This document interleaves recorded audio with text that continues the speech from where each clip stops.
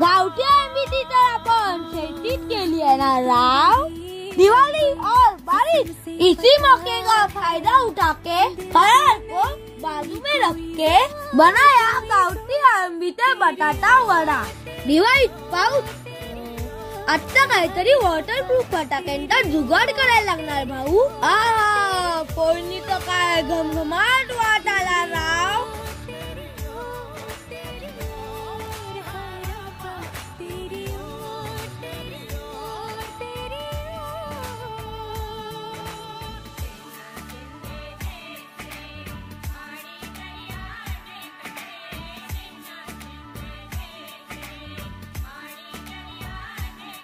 तोंडाला पाणी सुटलं ना मग येताय ना।